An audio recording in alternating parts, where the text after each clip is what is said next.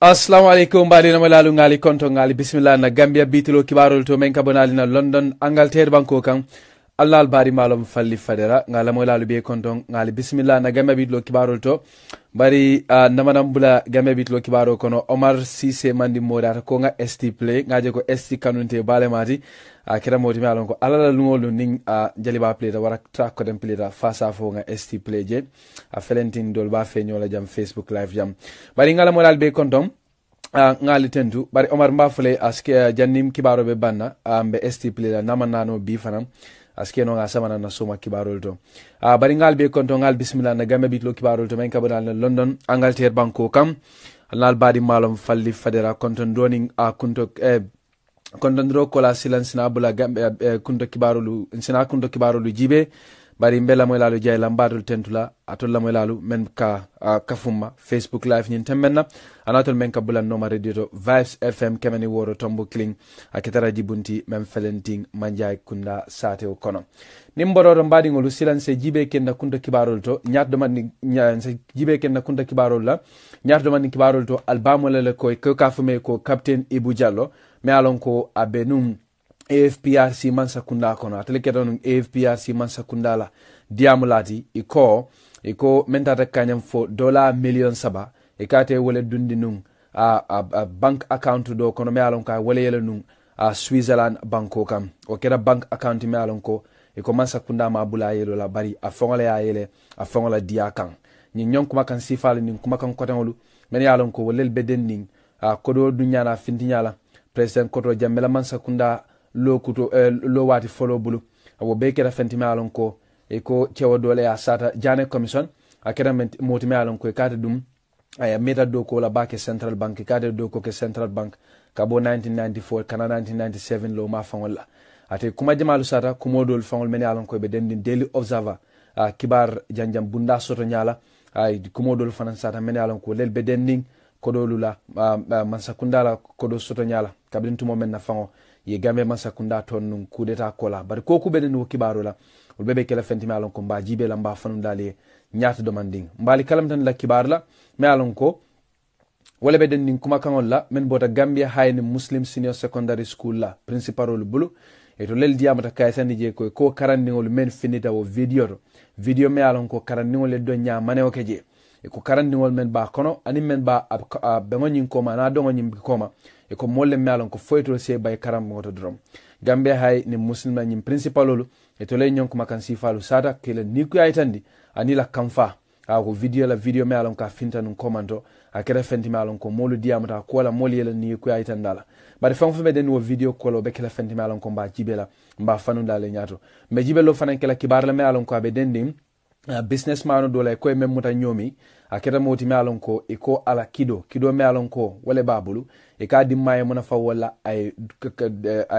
kamban nin ko dem fa ya tani je ko nyim businessman o felenting abe bulu kono abe polisol mako kan kende kele kiski soto ko ku beden din kido ko la anin ko ku beden din wa accident wala men sota o be kala fentima an ko fana ba jibe la be jibe lo fana kala kuma kan la men bodo lamin kababa jobulu anin Gambia Football Federation hani bi to lelbe balanding ni National Sports Council bulu ko ku beden do kibaro fana na ba jibe la ba fana dale me jibe lo fana kala television kuto nyin na kulli la men sota Gambia banko kam e kafme ko QTV na sila kan kacha karola me jibe lo kela kibaro le la ngamenu je internet to men bedending e ko vidi flanja wala men findita vidi flanja nyin e ko karanni wala bo fanan kono e be don sifa kilimo ke kafme ko pasa me alon ko sunkudi ngol nin kamba ngolu e ka manyali ke ka manyali ke ka don nya sifa ke don nyal men alon ko fam adiamo siata bari ko ko beden ni wo video nyina anin fangol men alon ko molbe wolle sata kan wo video la ko wala fana bekela fenti alon ko mba jibela me jibelo fana kila kuma kan wala men alon ko gambe dingol fana mba sata kam kuma kan men beden din nyin television bunda kutola yelo la Gambia wota mbadi ngol nalla fan fandir ke nyon kibaro la anin kal kan tan kibar ko wala al sela mo demanding al nal bari malum falli fadera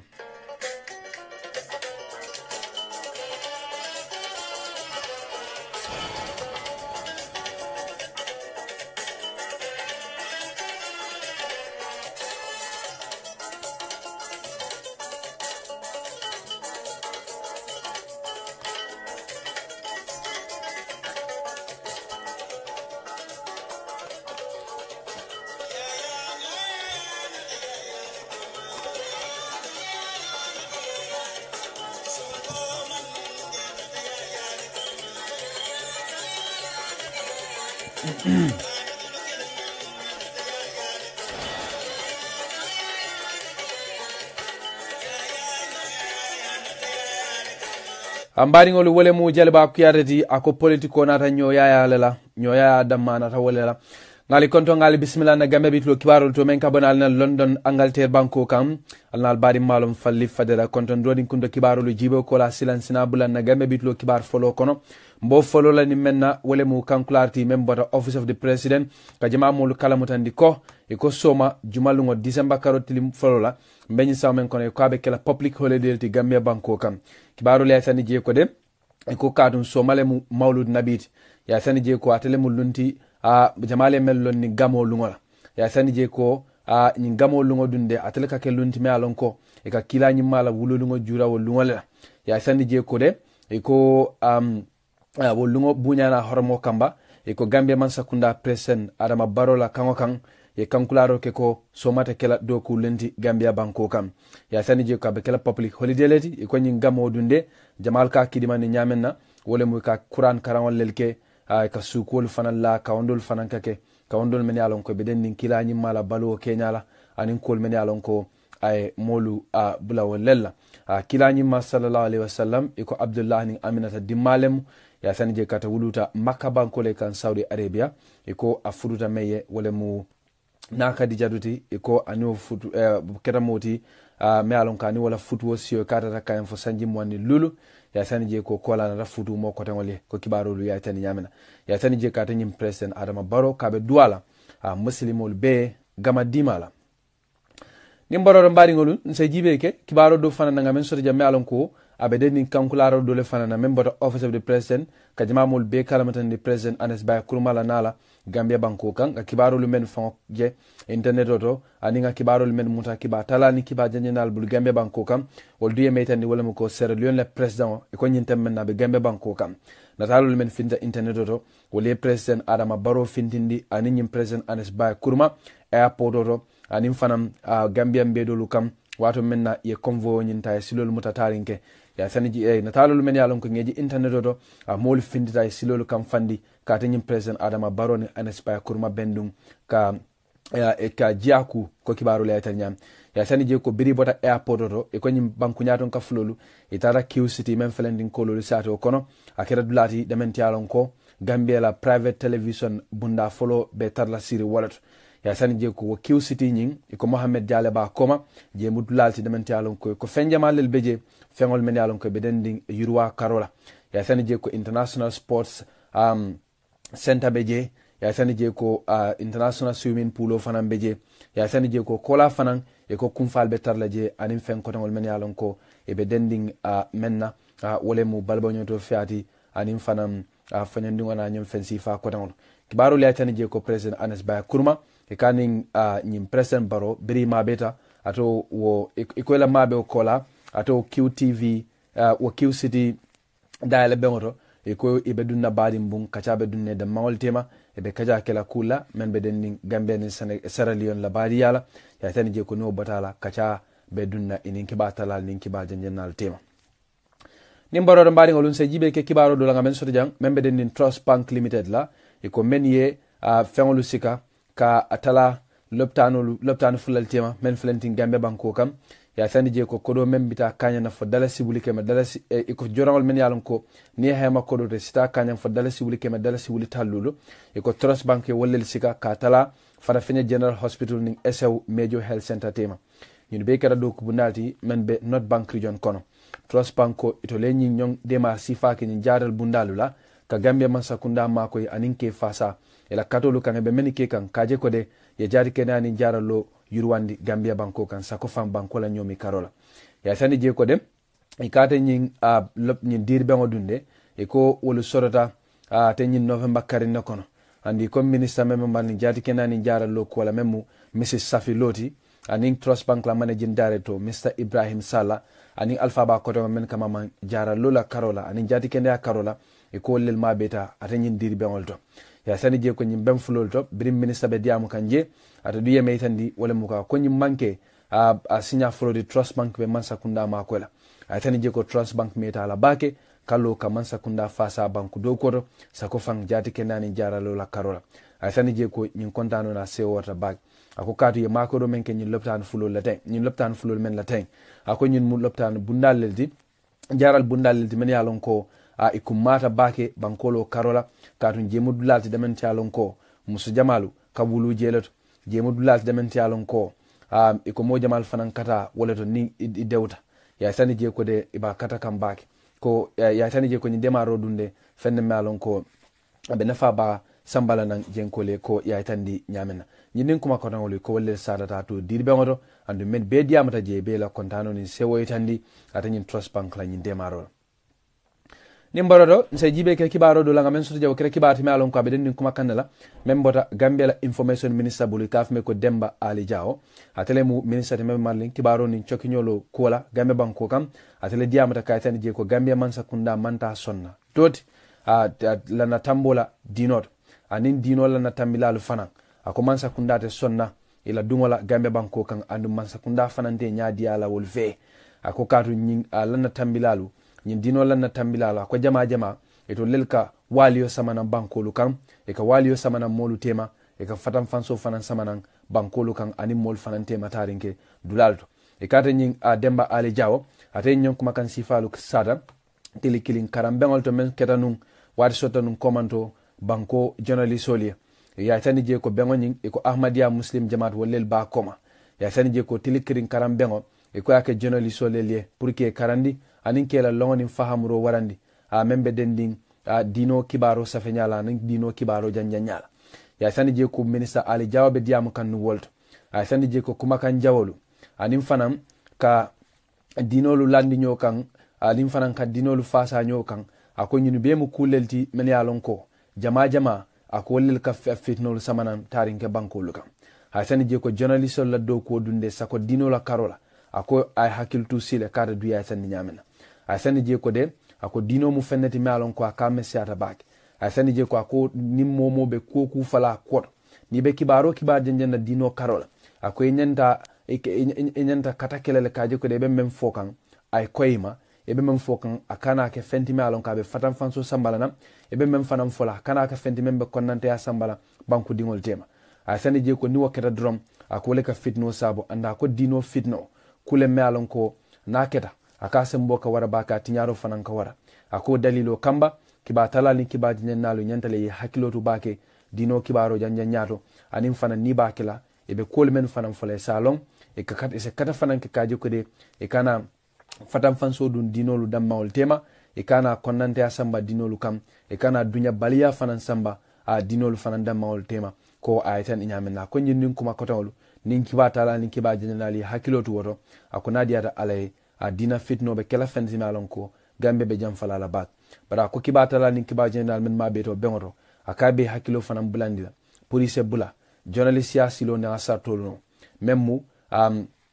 ka kibaro be sembe to nyala anim fana ka kibaro ke ko nyanda kala nyama watre mam mo fasaje watre mam fatam fanso fana dunda kono kata du yaita ni nyamena ko nin kiba tala nin kiba jinal be tamata nyin silo la akata be jikirin ko de journalist solu akata be jikirin ko de kiba talal ni kiba jinnalu be kala mollelti men alon ko e be kala nyaarutani yirwa fasala leldi andu be kodila fitno wulindola kada duya tan nyame ko birate nyon kuma kan sifal sada e kafme ko baba eftara walle me alon ka tele mu ahmadiya muslim jamaat la amiroti gambe banko kam ata fanan diamuta ka wonyon kuma kan sifa kilingol lel bambandi ka tan je ko dino mu ku mesarim balade bara ko kule fana me alon ka kumata ko katum bi duniya la tenko duniya la kairo aka jama beja atunko be semberi men wala mu dinode ako dinole atna bi fo bide duniya moluge be duniya kan nyoma dinole fana atna bi fo kairo nin tenko be kerin duniya dula jamaldo kada duya tan nyamna ko dalilo kamba nin ko bo nyama mo be la karo nyanta dunna mendo wala mu pour ko kairo nin tenko sabatindi bari molu man nyanaka dun kuro membe fitno nin fatam fanso nin wali o dundila molu damma wol tema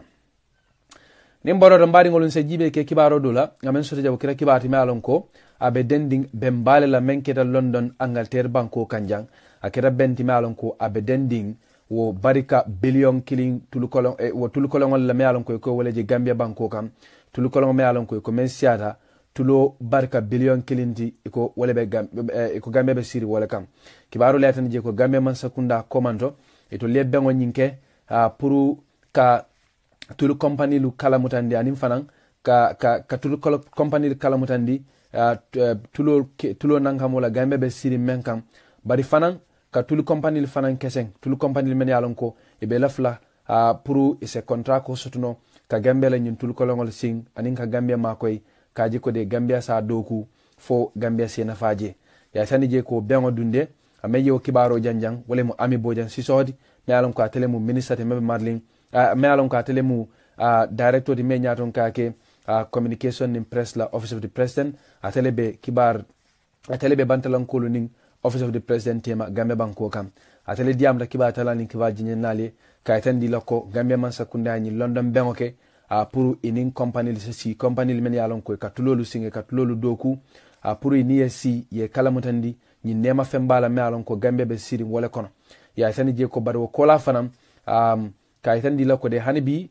jikobe dula la ko fanantole Gambia banko ka andu man sakunda fana bela fla pour kala sino di wa karola bara tani je ko nyim bengo dum fa woni aje man sakunda beke kene bar ya bela silo kam ilaftele pour ku kana nuku Gambia digolma ko be se la farman soto ko be se tar larim bankoro kada dum yaitan yamena komando na kibata milando kono ngali kala mutandi kibar la membe dending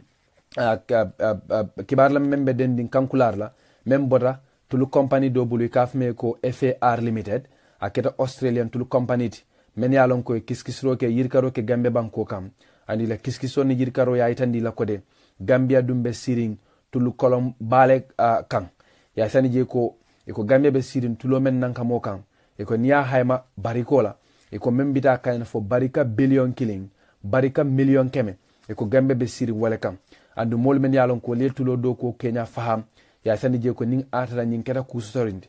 ning atara atulo nyin sinta do kuta kanyanta kala nyamen eko kodo me yalon ko Gambia be wala sotla je eko na to pato kuta ase Gambia nafa fajanni dunya be kirla ya sani je ko fanning atara masa kunda ya to pato ku ya dundi banko ni banko di wala nafa kunna e ko fam Gambia di ngol bese karang andu mote bututu jola je e se jati kendani jara lo fanan soto e se courant soto andu hani dala so mota dunna wonyon kusi fal kunna ko ya itandi nyamena nim boro don badi ngolum nse jibe ke kibaro do langa men soto jaw kita kibati me alon ko abeden nin kuma kan wala men bota lamin ka baba jebulu me alon ka tele nyaton ka ke kaddam fo ko la gambe banku kam atele diamata ka itandi forea newspaper la ko akoy to ni Gambia Football Federation ako moter itol la ko kiskis la ako National Sports Council tetol kiskis la bi ite kiskis la sama e kata ni lamin ka baba jola ni nyonk makangolu wolna ta kabintu mo men National Sports Council la chairman o Bori Dabo atu dundiamata nun komanto ka itandi ko akoy be tongo bonde la Football Federation kan bara ko tongo wulindo e kan nyawanya akoy tul be tentene kiskis lo la kada duya tan nyami ba lamin ka baba jole diamata ka Bori Dabo jabi ka itanda la ko itolu namanan kiskis andite kiskis la anditol te kiskis la fanam kada du yaay sandi nyamena yaay sandi je ko de nyum Football Federation ni National Sports Council be waliring atnanum fam fo FIFA pipindro kenin ko ni National Sports Council me bulo bondi kaddam fo ko kuna ko kono Gambia banko kam ibe Gambia ton yaay sandi je ko biring yo pipiro kenu yo silendro kenu atani National Sports Council na kankularo ke nyin tiltam lan kono ko ye tongo bondi Football Federation kanne bari tongo bondo kola fawon chairman Bori Dabo ko itolu hani wonya nyama ko be tenten la kisi solale balla min kaba baje metan ni wole mu ko de ako itolu manta sonna wala e manta sonna mo itolu kiskis kada dum ya itandi nyamena atu die metan ni wole mu ko hani kabrin tumo men na fon ko itolu tonne ako itolu mo tongo bunya ma horma kadi to tawni metol bali ku kela anda ko wala ku kilo fana betol bulu ay sani je ko mo mante tol kiskis la e manda sonna fana moyetol kiskis kadi du ya tandi nyamen na nyim fitno men be do ko bunda fulol tema abe banna sango menna anabe banna nyamen fenna melon ko be kasi be wala batu be sirin ka wala batu ni boro do mbadi hanibi kaddam fola ko la drum nse kadaba jibe ko kibaro dula ngamen soto me alon ka beden ni gambe kaddam fla dule kafme ko Ali Sow akere moti me alon ko kada be kaddam fo ke kan Albania banko le kan kibaro le atani je ko ya tel tombon ka ke best player of the month Albania ya tani je ko ni Ali Sow gambe kaddam fla le me alon ko e ka fo kaddam futima me ko Chiva Verona men felentin Italy walla liata sang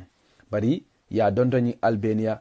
ya donto Albania timo dole kafme ko Skandabeu ya sani je ko atani Ali Sow be play ka walleliye ya sani je ko atalanin playo nyuniye ya sani je ko mentara kanyam fo match tang e ka wala play bari ko mentara kanyam fo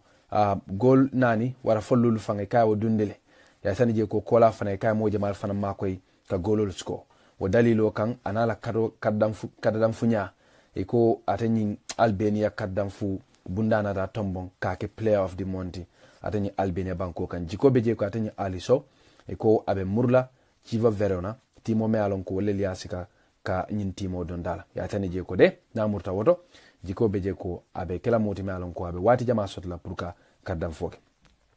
nim boro mbari ngol se jibe ke kibaro do la ngam faale kunta kibaro do me alon ko wala be dending atewo businessman la yemem muta me alon ko e ko adimaye muna fangala kidole la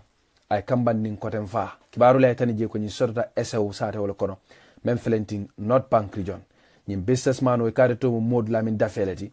ya tani je ko atana dimma e ko to lelbe police wala bul police wala yetol arrest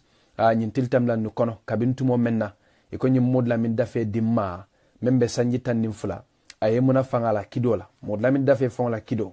e kaye mo fa ya tani je ko e kate même fa e ko fata bulle amanta wala nyin kera kuma ti malon ko polisolu la diam la fode konta wala ya nyon kuma kan sifalu sada kibaru la tan je ke kata nyi mod la min dafe e ko businessman bale mata ti nyomi kono andu mole malon ko e kakatu tanin nala nyomi sate wol tema ya sani je ko jama e kata la business o e kaka tamandi sutol e ko wala tan fonga te kido nyini ka fankanta wala ya sani je kata nyi fankanta kido dunde e ko adimma ye woleta adimma ye nyum wolela abe ftulun kanu wolela yara fan kidoni ko keso ba konole dinni woni ye kidoni cocktail ne bra sabadron e katani dinno membe fela kidoni kido yo bunten ko dinni woni narafa ko kibaro le tan nyan atani ASP konta meten wole mu kode ako ninni mo lamin dafe bala business o kela sudola ako wato le maka kido nyinta ako suba nana na suwa kono aka ka kidi kesol bondi kido nyin kono la kido la ndikara bara tan je ko nyin silola aka ketala ko anyi natale a manke so bondi dinningo nyi yenyun kidola tuluntala wo tulungo nyin kono lemu e ko anata abanin manyin fa ko kibarolu ya tan nyam bara tan je ko nyimmo fulbe polisol bulle anda ko be polisol mako kan kende ke ila kiskis rotole nimboro do mbadingolu se jibe ke kibaro dola ngamen soto jaw kere kibati me alon ko abe den nin kuma kan lella menu sarata jane commission kera do ko bundati me alon ko president barola mansa kundale alon di gambia banko kam pour ye kodo dunyana fintinya kiskis president koto jambe bulu ani mol men alon ko wollel suti atala e ko ka feme ko abdoulaye cham wole satoro ke kolula ay mellom ni abdoulaye cham ata kera moti me alon ko e ka menu do ku lalti central bank ya tani je ko atele dun diamata ku jamalu la te menulong men be don nin kodo dunyana fintinya president koto jambe bulu wato menna ay banko ta kutake nu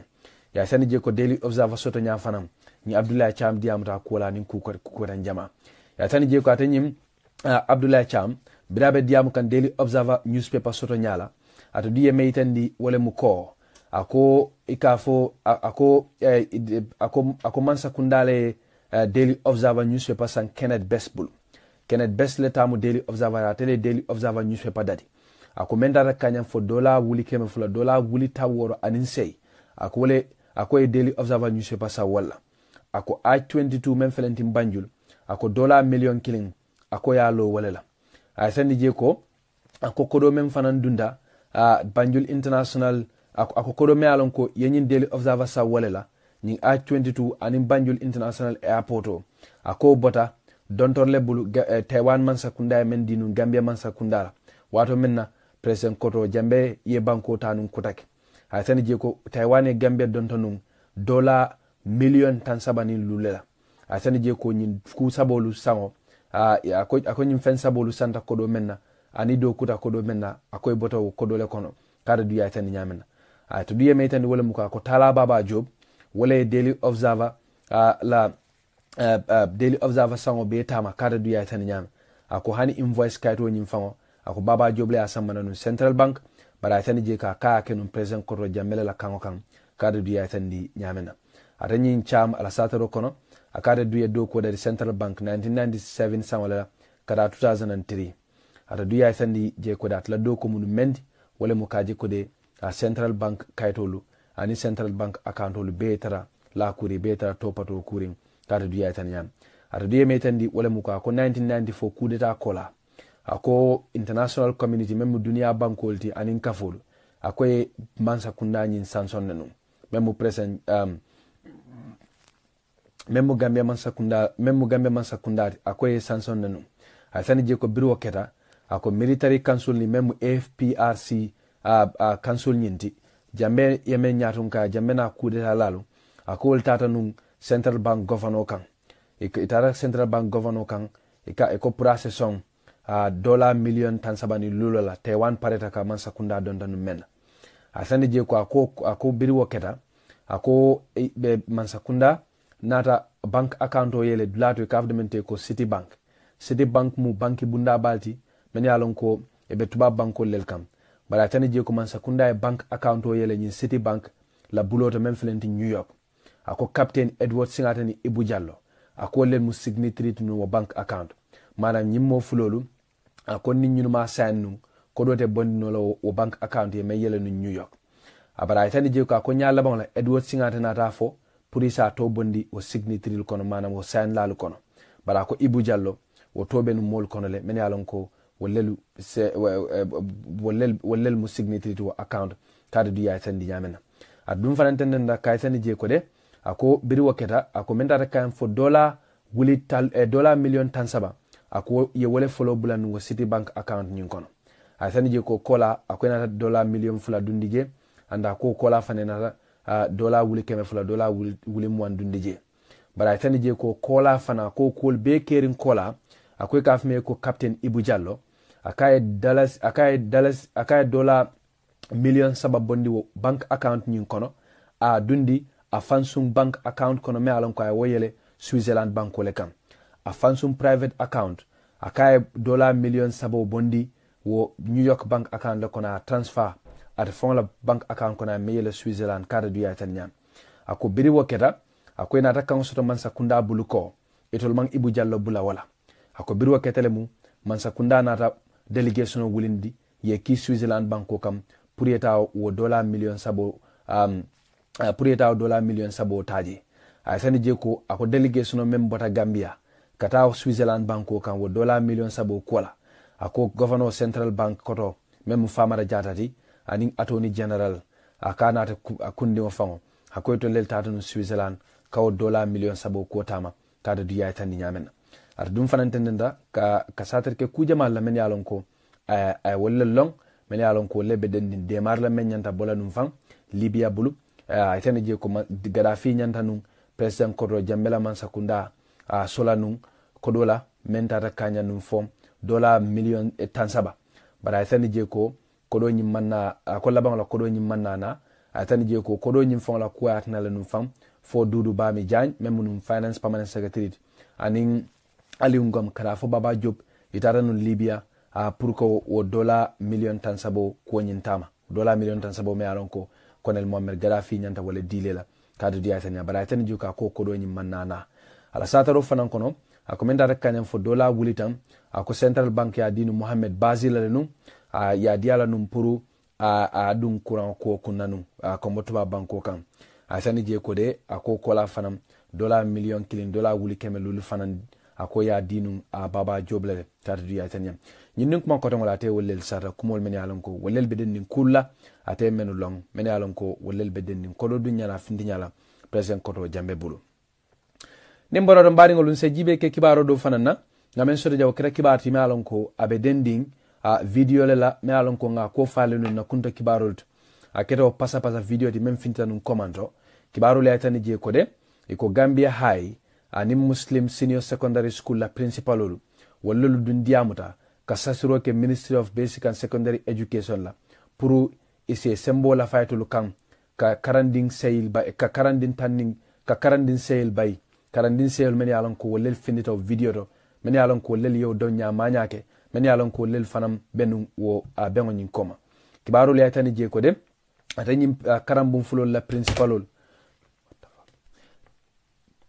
al sekat wala kibaru le tani je ko atani karandim fulol la principalol etol du ya tani je ko video nyin dum ay kamfa bak andi ya tani je ko de e ko karandingo le manya men ko video do fenne me yalon ko ay kamfa ay ni ku ya bak o dalilo kambay ko nyin karandingo to paretale pour que bayila karambon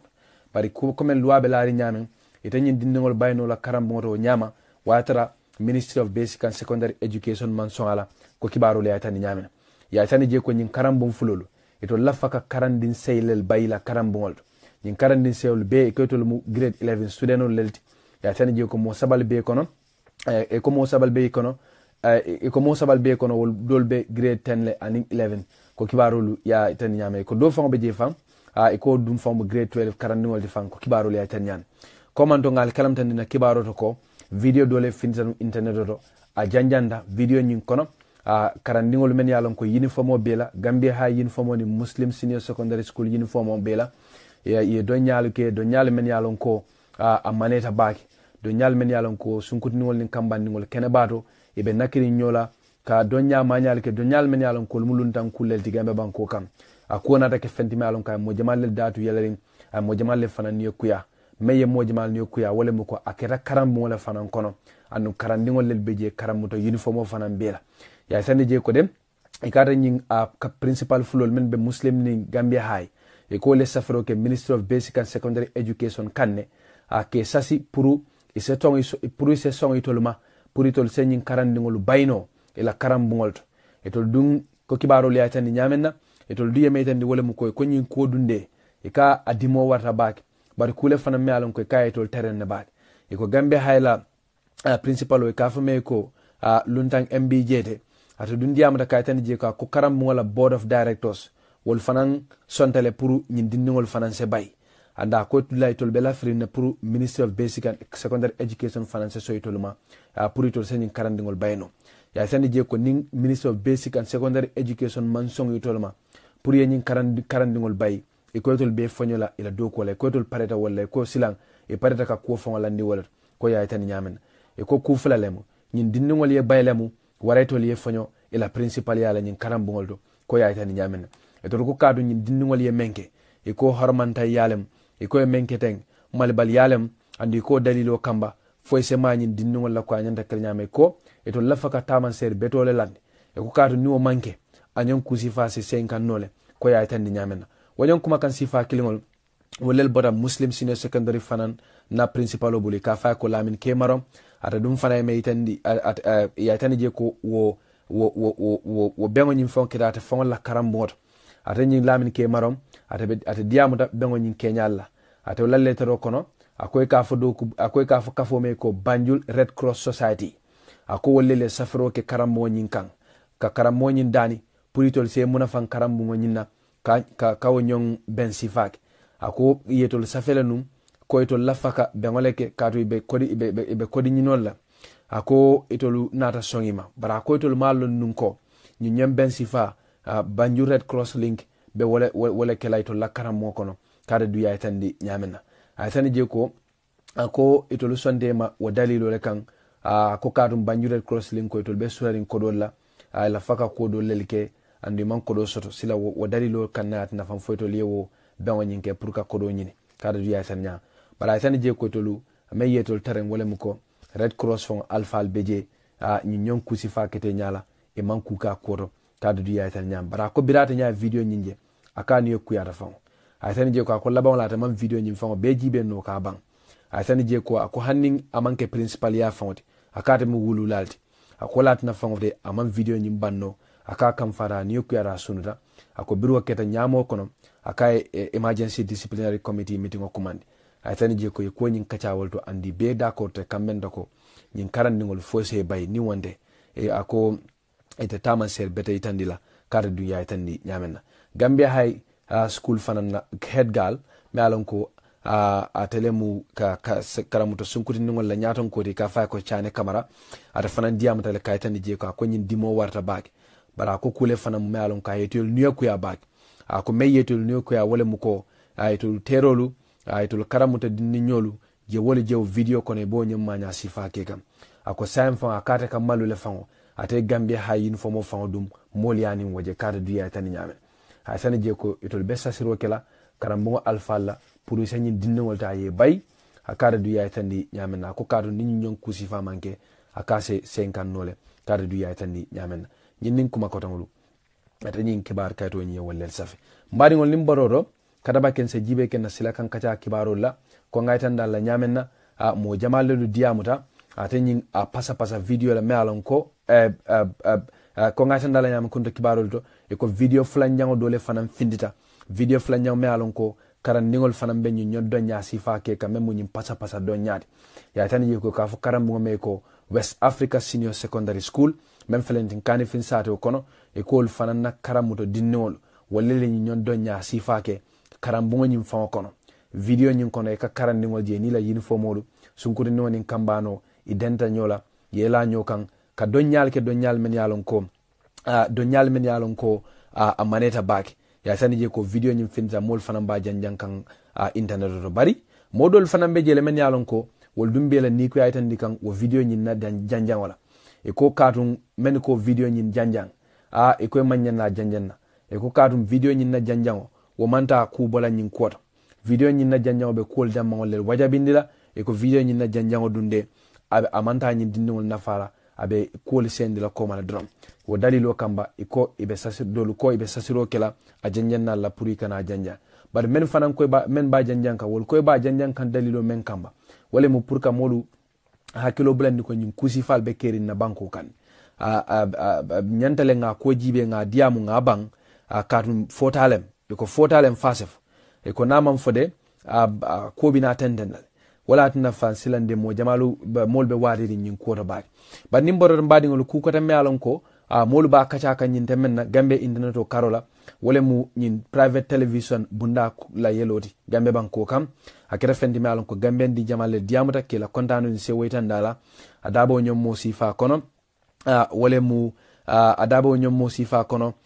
wala mu moti ikafo meye ko ikaf me ko hata fadera atakira moti me alon ko journalist wala fawma tati Gambe banko kam ata dunko abala kontano ni sewetandila Mohammed Diala